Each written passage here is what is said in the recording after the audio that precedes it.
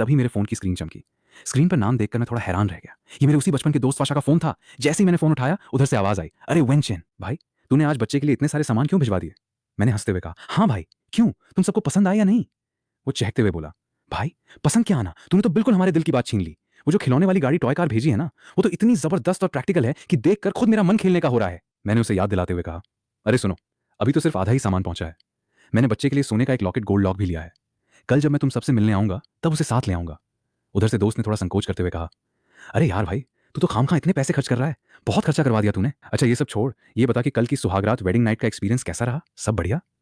उसकी बात सुनकर मैंने अपना सिर पीट लिया। तू भी ना कितना बड़ा गॉसिप किंग है। भाई हम दोनों कल रात अलग अलग कमरों में सोए थे। मेरी बात सुनते ही वो लगभग चीख पड़ा, क्या अलग अलग कमरों में सोए थे? तुम दोनों की अभी अभी शादी हुई है और तुम लोग अभी से अलग कमरों में शिफ्ट हो गए? ऐसे रहोगे तो तुम दोनों के बीच प्यार और फीलिंग्स कब पैदा होंगी? साले तू इतना संकोच क्यों कर रहा है, किस बात की देरी है भाई? तू ही बता, तुम दोनों की कोई कॉन्ट्रैक्ट मैरिज एग्रीमेंट तो है नहीं जो तुम लोगों ने पहले से कोई शर्त तय कर रखी हो कि आगे चलकर तलाक लेना है? जब शादी की है तो जिंदगी को ढंग से आगे बढ़ाना ही पड़ेगा ना। तुम इस तरह सब कुछ किस्मत भरोसे नहीं छोड़ सकते। और वैसे भी फू युनशाओ इतनी बड़ी बिजनेस वुमन है, तुम ऐसे हाथ पर हाथ धरे बैठे रहे और उसने बाहर किसी और को ढूंढ लिया तो? मुझे नहीं लगता कि वो बाहर मुंह मारेगी, पर फिर भी भाई रिस्क क्यों लेना? उसकी इन दो चार बातों ने मुझे बिल्कुल खामोश साइलेंट कर दिया। मन में सोचा, बात तो ये साला बिल्कुल पते की कह रहा है। हमारी कोई समझौते वाली शादी तो है नहीं। जब जिंदगी साथ में बितानी ही है तो चीजों को आगे बढ़ाना ही पड़ेगा। मैंने अपने दिमाग पर थोड़ा जोर डाला और उस कहानी नॉवल के बारे में सोचने लगा जिसमें मैं ट्रांसफर हुआ था। मैंने याद करने की कोशिश की कि इस शरीर के असली मालिक और फू युनशाओ के बीच आखिर करीबियां कब बढ़ी थीं। उनका एक्सीडेंट कब हुआ था? बाद में उनके रिश्ते का क्या हुआ और क्या उन दोनों को कभी एक दूसरे से सच्चा प्यार हुआ भी था या नहीं? पर अफसोस उस कहानी में इन सब अहम मोड़ों की प्लॉट पॉइंट्स के बारे में कुछ लिखा ही नहीं था।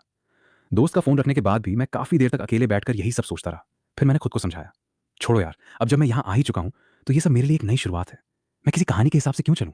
मैं अपनी रफ्तार से जिंदगी जीऊंगा और वही करूंगा जो मेरा दिल कहेगा। दोपहर के वक्त मैंने अपने कॉलेज के लेक्चर की तैयारी करने के लिए कुछ बुक्स और अपना लैपटॉप उठाया और स्टडी रूम शूवांग की तरफ चला गया। पर जैसे ही मैंने अंदर कदम रखा, मैंने देखा कि उस बड़े से स्टडी रूम में फू युनशाओ के काम करने की जगह के अलावा वहां एक दूसरा हिस्सा भी था, जिसे देखकर ऐसा लग रहा था जैसे उसे हाल ही में बिल्कुल नए सिरे से तैयार किया गया हो।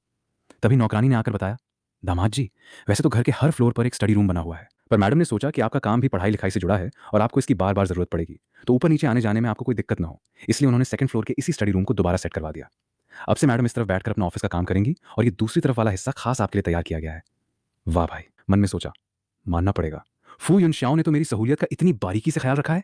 जब जगह मेरी ही थी तो भला मैं क्यों शर्माता? मैं बिना किसी झिझक के अपने वाले हिस्से की तरफ बढ़ा और वहां अपना लैपटॉप और बुक्स आराम से सेट कर दी। नौकरानी मेरे लिए जूस का एक ग्लास टेबल पर रखकर चुपचाप वहां से चली गई और अब उस पूरे शांत स्टडी रूम में मैं अकेला बैठकर अपनी पढ़ाई पर फोकस करने लगा। मैंने जब इस शरीर के मालिक के पुराने नोट्स और सिलेबस को ध्यान से देखा तो मेरी जान में जान आई। उसने जो भी पढ़ाई की थी वो बिल्कुल मेरी ही फील्ड से मैच करती थी। किताबों में लिखी एक एक थ्योरी और कॉन्सेप्ट मेरे लिए बिल्कुल जाने पहचाने थे। आखिर मैं भी अपने कॉलेज के दिनों में कोई ऐसा वैसा स्टूडेंट नहीं था, हमेशा स्कॉलरशिप लाने वाला टॉपर रहा हूँ। इसे देखकर मेरा कॉन्फिडेंस बढ़ गया कि फर्स्ट ईयर के नए स्टूडेंट्स को पढ़ाने में मुझे कोई खास दिक्कत नहीं आने वाली। कैलकुलेशन के हिसाब से मेरे पोस्ट ग्रेजुएशन पूरे हुए अभी बमुश्किल 2 महीने ही हुए थे और कॉलेज में जॉब ज्वाइन किए भी सिर्फ 15 दिन का समय बीता था। अभी सितंबर का महीना चल रहा था और ये बिल्कुल वही वक्त होता है जब कॉलेजों में नए स्टूडेंट्स के नए नए बैच फ्रेशर्स एडमिशन शुरू होते हैं। यानी मुझे उन नए नवेले फर्स्ट ईयर के बच्चों को ही फर्स्ट ईयर के उन बच्चों की पिछले 15 दिनों से मिलिट्री ट्रेनिंग चुन चुन चल रही थी, जो अब खत्म होने वाली थी और जल्द ही उनकी रेगुलर क्लासेस शुरू होने वाली थी। पर अपनी तरफ से कोई कसर न रह जाए, इसलिए मैंने सोचा कि क्यों ना कमरे में ही खड़े होकर एक बार मॉक क्लास मोने चांगकर टीचिंग की प्रैक्टिस कर ली जाए, ताकि स्टूडेंट्स के सामने पूरा कॉन्फिडेंस रहे। मैं ऊपर अपनी ही धुन में पढ़ाना सीख रहा था और इधर नीचे फर्स्ट फ्लोर के लिविंग रूम में फू युनशाओ ऑफिस का काम खत्म करके घर लौट चुकी थी। उसने आते ही पूछा, वेनचेन कहाँ है? नौकरानी ने मुस्कुराते हुए जवाब दिया, मैडम, दामाद जी ऊपर स्टडी रूम में है, वो बहुत ही मन लगाकर पढ़ाई कर रहे हैं। अभी थोड़ी देर पहले जब मैं उनके लिए जूस लेकर गई थी तो वो अकेले ही ऐसे बोल रहे थे जैसे सामने बच्चों की क्लास चल रही हो, बिल्कुल असली प्रोफेसर की तरह प्रैक्टिस कर रहे थे। फू युनशाओ ने इस बात पर कोई खास रिएक्शन नहीं दिया, जैसे उसे मेरी इस मेहनत में कोई खास इंटरेस्ट ना हो। उसने सीधे कहा, ठीक है, उन्हें जरा नीचे बुला दीजिए, मुझे उन्हें साथ ले जाना है, किसी दोस्त से मिलवाना है। नौकरानी ने पूछा, मैडम, क्या दामाद जी को कोई formal suit boot formal dress पहनना होगा? मैं उनके कपड़े निकाल देती हूँ। फू युनशाओ ने मना करते हुए कहा, नहीं, इसकी कोई जरूरत नहीं है, बिल्कुल सिंपल और कैजुअल कपड़े ही ठीक रहेंगे। तभी नौकरानी ऊपर आई और मेरे कमरे का दरवाजा खटखटाते हुए बोली, दामाद जी, मैडम ऑफिस से वापस आ गई हैं, उन्होंने कहा है कि आप जरा कपड़े चेंज करके नीचे आ जाइए, वो आपको अपने किसी फ्रेंड से मिलवाने ले जाना चाहती हैं। मैंने जवाब दिया, ठीक है, मैं बस अभी आया। वैसे शीशे के सामने खड़े होकर मेरी क्लास की प्रैक्टिस भी ऑलमोस्ट पूरी हो ही चुकी थी, बस थोड़ा बहुत फिनिशिंग टच बाकी था। नौकरानी की बात सुनकर मैंने फटाफट अपना लैपटॉप और बुक्स समेटी और स्टडी रूम से बाहर आ गया। मैंने मन ही मन सोचा कि अगर फू युनशाओ अपने किसी करीबी दोस्त से मिलवाने ले जा रही है तो शायद बहुत ज्यादा सजने धजने की जरूरत नहीं है। वैसे भी नौकरानी ने कह ही दिया था कि मैडम ने बिल्कुल नॉर्मल और कैजुअल कपड़ों के लिए बोला है, तो बस मैंने भी बिना किसी तामझाम के एकदम सिंपल और कूल लुक में तैयार होने का फैसला किया। थैंक यू चंग आंटी, कहकर मैं वापस अपने बेडरूम में आ गया। सितंबर के महीने में भी यहाँ की गर्मी का मिजाज काफी तीखा था, इसलिए मैंने एकदम हल्के और कंफर्टेबल कपड़े चुने। जैसे ही मेरे नीचे आने की आहट गूंजी, फू युनशाओ ने सोफे से उठते हुए बहुत ही शांत आवाज में कहा, कल हमारी शादी में मेरा एक लॉयर दोस्त किसी बेहद जरूरी काम की वजह से नहीं आ पाया था, इसलिए उसने आज पार्टी मांगी है और खास तौर पर तुम्हें भी साथ लाने को कहा है। मैंने भी बिना किसी नखरे के हामी भर दी। ठीक है, वैसे भी मैं फ्री ही हूँ, चलते हैं। सच बताऊं तो मैं खुद भी उसके दोस्तों और करीबियों से मिलना जुलना चाहता था। आखिर मुझे ये तो पता चले कि इस दुनिया में उसके कौन कौन दोस्त हैं और किससे उसकी पटरी नहीं बैठती। जब तक मैं उसके सर्कल को नहीं समझूंगा तब तक उस होने वाले कार एक्सीडेंट वाले खतरे से खुद को कैसे अलर्ट रख पाऊंगा। गाड़ी में बैठते ही उसने मेरी तरफ देखा और पूछा, तुम आज पूरे दिन घर पर ही थे क्या? मैंने खिड़की से बाहर देखते हुए जवाब दिया, नहीं, मैं सुबह थोड़ा बाहर फांगयुआन प्लाजा गया था। मेरे एक बचपन के दोस्त के यहाँ बच्चा हुआ है, तो बस उसी के लिए कुछ गिफ्ट्स वगैरह खरीदने चला गया था। बातों बातों में हमारी गाड़ी शहर के एक बेहद शांत और पॉश इलाके में पहुंच गई। वहां एक आलीशान सा रेस्टोरेंट था जिसके फ्रंट गेट पर बड़े बड़े अक्षरों में लिखा था, श्यू श्यू सिचू सुक्षु सिशु। तभी फू युनशाओ ने गाड़ी रुकने पर कहा, ये एक बहुत ही शानदार होम स्टाइल रेस्टोरेंट है। इसका ओनर इसी शहर का रहने वाला है और यहाँ का ट्रेडिशनल खाना बेहद लाजवाब और ऑथेंटिक होता है। मुझे लगता है तुम्हें यहाँ का टेस्ट जरूर पसंद आएगा। चलो नीचे उतरते हैं, वो लोग अंदर हमारा इंतजार कर रहे हैं। मैंने गाड़ी का दरवाजा खोलते हुए उत्सुकता से पूछा, वैसे अंदर हमारे अलावा और कितने लोग आ रहे हैं? उसने जवाब दिया, 2 लोग और हैं, वो दोनों आपस में हस्बैंड वाइफ हैं। वैसे तुम अंदर चलो, उन्हें देखकर तुम तुरंत पहचान जाओगे। मैं पहचान जाऊंगा? भला ऐसे कौन से लोग हैं जिन्हें ये शरीर का असली मालिक पहले से जानता था? मैं मन में यही सोचते हुए उसके पीछे पीछे रेस्टोरेंट के अंदर बढ़ गया। हाँ चलो अंदर चलते हैं, मिलकर खुद ही देख लेना, फू युनशाओ ने रहस्यमयी ढंग से मुस्कुराते हुए कहा। जैसे ही हम प्राइवेट कैबिन के अंदर पहुंचे, मेरी आंखें फटी की फटी रह गईं। सामने जो कपल बैठा था उन्हें देखते ही मेरे मुंह से निकला, अरे आप दोनों तो लई यू कपल है ना? ये दोनों सोशल मीडिया के बेहद पॉपुलर और बड़े इन्फ्लुएंसर्स कंटेंट क्रिएटर्स थे। उनके कंबाइंड अकाउंट का नाम लई यू कपल था और सभी सोशल मीडिया प्लेटफॉर्म्स को मिलाकर उनके 2 करोड़ से भी ज्यादा 20 मिलियन फॉलोअर्स थे। इस कपल में जो वाइफ थी उनका नाम वांग युष्या था। वो पेशे से एक जानी मानी लॉयर थी जो इंटरनेट पर लोगों को कानूनी जानकारी देती थी, बड़े बड़े केसेस का एनालिसिस करती थी और जरूरतमंद लोगों को फ्री में लीगल हेल्प भी प्रोवाइड कराती थी। वहीं उनके हस्बैंड रेन लाई पहले एक सर्टिफाइड चार्टर्ड अकाउंटेंट CPA/CA थे, लेकिन अब वो एक फुल टाइम हाउस हस्बैंड और प्राउड डैड बन चुके थे। उनका काम दिन भर बच्चे को संभालना, उसकी प्यारी और मजेदार रील्स वीडियोस बनाना और लाइव आकर प्रोडक्ट्स की सेल लाइव कॉमर्स करना था। मन ही मन मैंने राहत की सांस ली। भाई अच्छा हुआ कि दोपहर में पढ़ाई के बीच जब मैं ब्रेक लेकर शॉर्ट वीडियो स्क्रॉल कर रहा था तब इनका वीडियो मेरी नजर के सामने आ गया था, वरना आज तो यहाँ भयंकर पोपट हो जाता। फू युनशाओ ने उनकी तरफ देखते हुए मेरा इंट्रोडक्शन कराया, ये मेरे हस्बैंड हैं वेन चेन। और वेन चेन, मुझे नहीं लगता कि मुझे इन दोनों का इंट्रोडक्शन देने की कोई जरूरत है। तभी रेन लई ने गर्मजोशी से हाथ बढ़ाते हुए कहा, अरे वाह जीजा जी नमस्ते। उनकी वाइफ ने भी मुस्कुराते हुए विश किया, हेलो वेन चेन, कैसे हो? मैंने हंसते हुए कहा, नमस्ते नमस्ते, अरे मैं आप दोनों को बहुत अच्छे से जानता हूँ, यहाँ तक कि मैंने आपके अकाउंट को फॉलो भी कर रखा है। वांग युष्या ये सुनकर बेहद खुश हुई और बोली, अरे सच में? ये तो हमारे लिए बड़े सम्मान की बात है। वैसे यार कल तुम दोनों की शादी में, कल शादी के वक्त मैं कोर्ट में एक बेहद जरूरी केस की पैरवी कर रही थी, इसलिए चाहकर भी नहीं आ पाई। और ये महाशय रेन लई अपने नाना जी की अचानक तबियत खराब होने की वजह से आनंद फानन में जियांग चेंगे शहर निकल गए थे, जिस वजह से हम दोनों ही तुम्हारी शादी मिस कर गए। लेकिन बाकी दोस्तों से सुना था कि फू युनशाओ के पति देव बेहद हैंडसम है, आज अपनी आंखों से देख लिया। भाई तुम तो सचमुच एकदम हीरो लगते हो। युनशाओ तुम वाकई बहुत लकी हो, क्यों सही कहा ना? वांग युष्या ने मजाक के मूड में फू युनशाओ को कोहनी मारते हुए कहा। युनशाओ ने अपनी नजरें नीचे की और बहुत ही धीमी शर्माती हुई आवाज में कहा, हाँ मैं सचमुच बहुत खुश हूँ। उसकी बात सुनकर मेरे दिल की धड़कन जैसे एक पल के लिए रुक गई। मैंने पहली बार उस कड़क और रौबदार लेडी बॉस वुमन CEO के चेहरे पर इस तरह की लाली और शर्माहट देखी थी। तभी रेन लई ने मेन्यू कार्ड आगे बढ़ाते हुए माहौल को नॉर्मल किया, चलो चलो अब बातें तो होती रहेंगी, पहले फटाफट ऑर्डर कर लेते हैं। जीजा जी देखिए आपको क्या पसंद है? बातों बातों में वांग युष्या ने हमें अपने फ्रेंड सर्कल के बारे में बताया। हमारे ग्रुप का एक सीधा सा रूल है, जब भी कोई रिलेशनशिप में आता है या शादी करता है तो वो तुरंत अपने पार्टनर को हमारे ग्रुप चैट में ऐड कर देता है। फिर हम सब वीकेंड्स पर कभी ट्रैकिंग, कभी कैंपिंग तो कभी गेट टुगेदर के लिए प्लान बनाते रहते हैं। वेन चेन, मैं तुम्हें भी ग्रुप में ऐड कर रही हूँ, आगे से जब भी कोई ट्रिप होगी हम सब साथ चलेंगे। मैंने मुस्कुराते हुए कहा, हाँ बिल्कुल, मुझे बहुत अच्छा लगेगा। लंच खत्म होने के बाद हम दोनों उस प्यारे कपल से विदा लेकर वापस अपनी गाड़ी में आ गए। गाड़ी जैसे ही आगे बढ़ी, फू युनशाओ ने खिड़की से बाहर देखते हुए कहा, ये दोनों घूमने फिरने के बेहद शौकीन हैं और इन्हें दुनिया भर की बेहतरीन जगहों की बहुत अच्छी समझ है।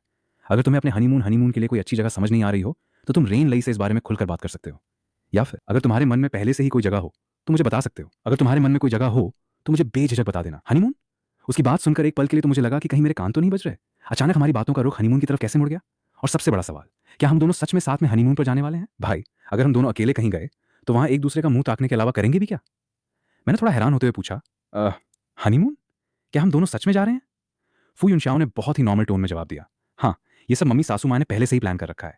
मैंने तुम्हारी यूनिवर्सिटी के बड़े अधिकारियों से बात करके तुम्हारे लिए पूरे 1 महीने की छुट्टी लीव भी संभलवा दी है। बस काम की मसरूफियत में मुझे तुम्हें पहले बताने का मौका नहीं मिला। ओह माय गॉड, भाई साहब सासू माएं हो तो ऐसी, इन्हें तो सीधा भगवान का रूप कहना चाहिए। कहाँ मैं सुबह सोच रहा था कि कॉलेज के नोट्स और PPT देखने पड़ेंगे ताकि क्लासेस में कोई गड़बड़ ना हो, और कहाँ यहाँ सासू माँ ने सीधे 1 महीने की लंबी छुट्टी का पूरा बंदोबस्त ही करवा दिया। मतलब ऐश ही ऐश। मम्मी जी सचमुच महान है। मेरे मुंह से बस यही निकला और मैं खुशी के मारे अंदर ही अंदर उछल पड़ा। भाई साहब क्या किस्मत पाई है। उस रात मुझे इतनी तगड़ी खुशी हुई कि पूरे 1 महीने की छुट्टी मिलने के उत्साह में मुझे काफी देर तक नींद ही नहीं आई। नतीजा ये हुआ कि अगले दिन मेरी आंख सीधे सुबह के 11 बजे खुली। उठकर फटाफट फ्रेश हुआ, एकदम मस्त और आरामदायक कपड़े पहने और ड्राइवर से सीधे अपने बचपन के दोस्त के घर चलने को कहा। मैं अभी दोस्त के घर पहुंचा ही था कि तभी फू युनशाओ का मैसेज आ गया, मैं एक जरूरी काम से शॉर्ट ऑफिशियल ट्रिप पे बाहर जा रही हूँ और कल सुबह तक लौटूंगी। तुम इन 2 दिनों में अपनी पैकिंग वगैरह कर लो। कल दोपहर बाद की हमारी फ्लाइट है, हम सीधा हांगकांग कांचे हांगकांग जा रहे हैं। ये देखकर तो मेरे मुंह से सच में निकला, वाह भाई साहब, मान गए। टिकटें भी बुक हो गई। लेडी बॉस की डिसीजन मेकिंग और स्पीड तो एकदम सुपर फास्ट है। कल रात जब उसने मुझसे पूछा था तो मैंने भी कह दिया था कि मुझे कोई एतराज नहीं है, वो जैसा चाहे वैसा प्लान कर लें। पर मुझे बिल्कुल अंदाजा नहीं था कि हमारा पहला स्टॉप सीधे हांगकांग होने वाला है। खैर, ये भी बढ़िया है। हांगकांग दुनिया के सबसे आलीशान और चकाचौंध से भरे शहरों में से एक है। मेरा भी वहां घूमने का बड़ा मन था, लेकिन किस्मत का ट्विस्ट देखिए। मैं अभी दोस्त के घर पर लंच खत्म करके वापस लौटने ही वाला था कि तभी अचानक मेरे फोन पे सासू माँ गेमू का कॉल आ गया। सासू माँ के पर्सनल स्टाफ का फोन था। जैसे ही मैंने फोन उठाया, उधर से घबराई हुई आवाज आई, दामाद जी, बड़ी मालकिन अचानक फिसल कर गिर गई, उन्हें तुरंत हॉस्पिटल ले जाया गया है। ये सुनते ही मेरे पैर तले जमीन खिसक गई। मैंने बिना एक पल गंवाए ड्राइवर से गाड़ी सीधे हॉस्पिटल की तरफ दौड़ाने को कहा। जब मैं वहां पहुंचा तो पता चला कि सासू माँ को पहले ही ऑपरेशन थिएटर सर्जरी रूम में ले जाया जा चुका है। बाहर खड़ी उनकी खास केयर टेकर ने रोते हुए बताया, दामाद जी, बड़ी मालकिन दोपहर का खाना खाने के बाद गार्डन में टहलने गई थी। वहां दीवार के कोने में उन्हें एक छोटा सा लावारिस बिल्ली का बच्चा दिखा। उन्हें उस पर तरस आ गया और वो उसे गोद में उठाने के लिए आगे बढ़ी।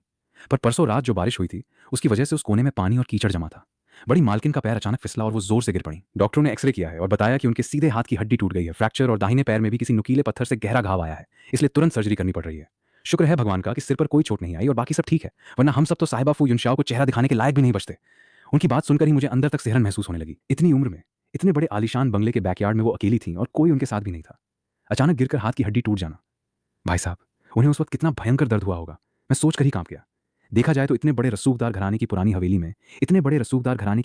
में तो नौकरों को और भी ज्यादा चौकन्ना रहना चाहिए था। समझ नहीं आता कि इतनी बड़ी लापरवाही कैसे हो गई कि सासू माँ को इतनी गंभीर चोट आ गई। इस वक्त ससुर जी, जिन्हें दुनिया घूमने का बड़ा शौक है, वो अटलांटिक महासागर के उस पार यूरोप या अमेरिका में कहीं ट्रैवल कर रहे थे और फू युनशाओ खुद अपनी ऑफिशियल ट्रिप पर शहर से बाहर गई हुई थी।